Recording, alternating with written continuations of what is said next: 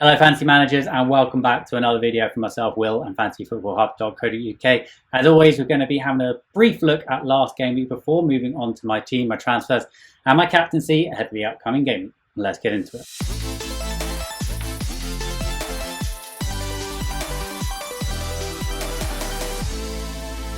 If you are new around here, this is effectively a diary of my team as we go through the season, aiming for my 7th top 10k finish. If you are interested in that, please do subscribe to the channel with those notifications turned on. So having a look at last game week then, and I was debating a Martinez to McCarthy and also a Grealish to Jota switch. In the end, I decided to do neither of those and bank a transfer, hoping that, over the long haul, Martinez would outscore McCarthy and Grealish would outscore Jota. And of course, I'll go into this coming game week with 2 free transfers. I'm pretty happy with how that went. I'm pleased to keep Martinez in my team, pleased to keep Grealish in my team. If I had made one of those transfers, I would have had to take a hit this game week. Overall, 79 points, game week rank of 890k. Moving into the top 100k for the first time this season. Really pleased with how the season is turning out. I think I'm in a strong position now to try and go for that top 10k finish. Played my wild card back in game week 5. Since then, I've gone from 1.1 million to 76k, so made up some good ground. Really pleased with how that wild card went. On a really nice run now. 5 green arrows on the bounce. I'm sure now I've said all of that. Next week is going to be, an absolute stinker. It is worth flagging that there has been a double game week announced. So West Brom and West Ham have a blank game week in game week 18. They then play a double game week in game week 19. I'm going to maybe touch on that a little bit later, but I will be doing a whole double game week series, looking at the strategy around that for, depending on which chips you own, etc., not just for my team. So if you are interested in that, then make sure to subscribe to the channel as well. Okay, so this is how my team is shaping up for the upcoming game week. Now, usually I would touch on captaincy towards the end of the video, but I'm going to mention it here just because it's very, very crucial to my transfer plans. And that is because I think Mo Salah is the standout captaincy this game week by quite a long stretch. He's playing Fulham, whereas Fernandes and De Bruyne face off against each other in Manchester derby. Son is, he's got Crystal Palace away. I think that's an okay fixture. I don't think it's a brilliant fixture. Not only is Salah a standout captain this game week, but he's got a really, really good run of fixtures following this game week. So he's a player that I think I need in my team, and I think I've made that decision to get him into my team. So the difficult part, of course, is figuring out exactly how to do that. Now, my plan before last game week was to remove Son, remove Vardy, and bring in Callum Wilson for Vardy and bring in Mo Salah for Son. And, obviously, Son going smashing, getting another double-figure points haul, and Vardy's got a good fixture this game week against Brighton. It's made that transfer a little bit more difficult. So, of course, I'm recording this on Wednesday. My thought process might change a little bit, and I'm making my transfers really last minute at the moment. Usually, I'm happy to make them early. Get on those prizes, etc. But there's just so many, potential things that could go wrong with COVID and injuries, etc., that I am making sure to leave those transfers until the last minute at the moment. So I'm still thinking of doing Son and Vardy to Salah and Wilson. I'm explaining a little bit exactly why I'm thinking of doing that. Okay, so for this, I'm going to look at midfielders. I'm going to look at stats per start, which is often, a metric that I quite like to use. So I picked out 6 midfielders here. I've gone for the big guns. I've gone for De Bruyne, Salah, Fernandes. I've also gone for Grealish because, I think he's in a lot of people's teams. I think he's a great pick. He's a good one to compare to. I've also gone for Bowen just for, an example of a player which, isn't really in a lot of people's teams and costs a little bit less just to, mix it up and just add another comparison in there. And of course, I've gone for Son Heung-min in there as well. Now, before I go into it, I want to just stress that I'm a massive Son fan. He is a brilliant player. I'm a Spurs fan, and he is absolutely lethal at scoring goals from anywhere. And he has consistently shown that he can outperform expected goals, and he has consistently shown that he is, one of the best finishers in the league over a number of seasons. So, it's worth just bearing that in mind before I go on to say what I'm about to say. And that is, as you can see, if you look at, shots per start, Kevin De Bruyne is top with 4 shots per start, and you can see that Son has less than half of De Bruyne's shot per start. Look at every other player is over 2. Even Bowen at 2.45 shots per start. So just generally, Son's shot volume, he's just not getting a lot of shots off. So having a look at some of the other stats then, shots on target, Son is very good at getting his shots on target. In actual fact, he's ahead of De Bruyne in getting his shots on target. So, we usually think of De Bruyne as a good finisher himself, and he is a good finisher, but he's not getting a lot of shots on target. So, this indicates to me that, Son's shooting is pretty superior to someone like De Bruyne. He's getting a lot of those shots on target. De Bruyne missing a lot. Admittedly, De Bruyne has been hitting the post and the crossbar a lot.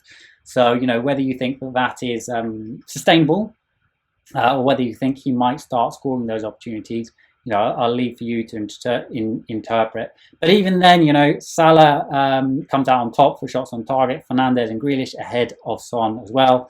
Shots inside the box, another stat that I like to look at. Again, Son bottom there. Big chances. This is an interesting one. Son top. So the chance quality that he is getting is very, very good. And I'd also like to look at, expected points, because this obviously includes, creativity in there as well. And as you can see, Son's expected points per start are 6.1. And that is second bottom from this list. Only Bowen lower than him. Grealish is more. Salah is up there at 7.9 expected points per start, based on their underlying numbers. But the interesting thing here is that Son has been scoring 9 points per game, and his expected points per game is 6. So he's effectively scoring 3 more points per game than he's been expected to, or, put that into percentage terms, 30% more, which is a huge, huge amount. So if you look at Salah, Fernandes, and De Bruyne, their points per start is actually very similar to their expected points per start, but Son, there's a big difference there. So you could easily look at this and think, he is an exceptional finisher, and he is. There's no denying that. For me, in my situation, if I had to choose 4 of those players in my team, I'd probably go for Salah, Fernandes, De Bruyne, Grealish. Am I saying Son's a bad pick? Absolutely not. If I could get all 5 of those in my team, then I probably would. But it's just so difficult to do, if you want a balanced team structure. So, of course, in FPL, you've got to consider player pairs, because obviously Salah is more expensive than Son. So you've got to look at, pairs in combination with each other. So I'm going to have a look at Salah and Wilson compared to Son and Vardy, who, I'm considering transferring Son and Vardy out for Salah and Wilson. Now, what I'm going to look at here is predictions by game week. So this links our comparison tool with our very, very powerful points prediction tool. It's worth saying that the predictions tool has been shown to be more predictive than spread betting, shown to be more predictive than expected data. So it's very, very powerful indicator of future performance. And in the end of the day, in FPL, we are concerned about future points potential. Son, highest scoring player in the game, but that doesn't necessarily mean that he's going to continue to be the highest scoring player in the game. So as you can see, looking at this diagram, Salah and Wilson are expected to outscore Son and Vardy by around 10 points over the next 8 game weeks. Now that's, not a massive difference, but I think it's a significant one. And, that's not taking into account the captaincy that Salah offers. So just to be clear, I never base my decisions solely on this algorithm. You could do, and in fact, I think you might do very well out of it. But for me, I like to use it as just a little bit of a sense check. Say, I'm looking at making these transfers. The algorithm, is it supporting this, or is it saying actually, maybe look at another player combination? So just to recap then, my current plan for this game is to take out Son and Vardy and bring in Salah and Wilson. I've got to reiterate that, I think Son and Vardy are really, really good picks. And, it's just a crazy part of the season where you literally just can't have everyone. So you've got to make some really, really tough decisions. I'm going to be losing a lot of value on Son. I've had him a while. So that's another factor that I do need to consider.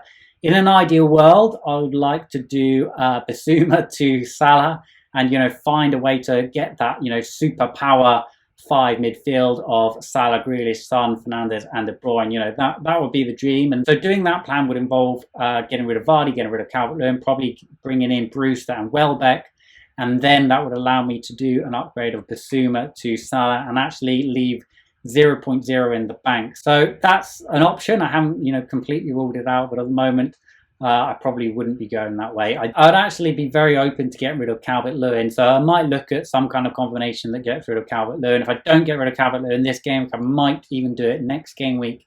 And, I think at the moment, my thoughts are that if I can find a way to switch to 5 in midfield and get Salah in, then I might actually go and do that, just because I think that at the moment there's a lot of good midfielder options. The striker options, there was like a lot a few weeks ago, but there just seems to be a little bit thin on the ground at the moment. So that's kind of my general thoughts are that I'm happy to lose Calvert-Lewin. I'm also happy to lose Vardy. I'd like to hold on to Vardy one more game week because I think that Brighton at home is a good fixture for him. But needs must, and I'm seeing Vardy as a little bit of a cash cow at the moment. I have also looked at switching to a 4-4-2, potentially looking at bringing in the likes of Trent Alexander-Arnold again. I think that he could be a really strong option. I also really like the look of James. I also like the look of Diaz from Man City. So I think there's becoming, a lot more good premium defender assets. So potentially also a switch to 4-4-2 could be on the cards as well. Before we touch on the double game week news, it is worth mentioning that the game week 13 deadline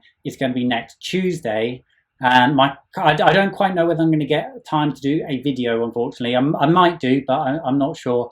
But if I don't, my current thoughts are captaining Kevin De Bruyne at home to West Brom and probably bank a transfer. So I've got 2 free transfers the following game week. That's my initial thoughts, but obviously things can change during the game week. I think it's worth being aware that Kevin De Bruyne has the potential to be benched in that game week because there is going to be a lot of games, and maybe Pep thinks that he can win West Brom at home without Kevin De Bruyne. Okay, just to finish off then with the double game week news, West Ham have announced that their game week 18 fixture at home to West Brom is being moved to game week 19. That of course means that West Ham and West Brom will have a blank in game week 18. And West Ham's double game week 19 fixtures will be Burnley and West Bromwich Albion, both at home. West Brom's will be Wolves and West Ham away from home. So, worth sort of flagging that now. And, if you're not aware, there are going to be a lot of blanks and double game weeks around this period. If you still get your wild card, you want to hold on to that wild card and begin to plan, because obviously you need to use it by game week 16. You want to begin to plan for those blanks and doubles and exactly how you can do that. I'm not going to go into any more detail than that at this stage. As I said, I'm going to be doing a double game week series. So I'm going to be going over this in a lot more depth. So if you're interested in that, make sure to subscribe to the channel. But otherwise, good luck for the upcoming game week, and I'll see you on the other side. Bye for now.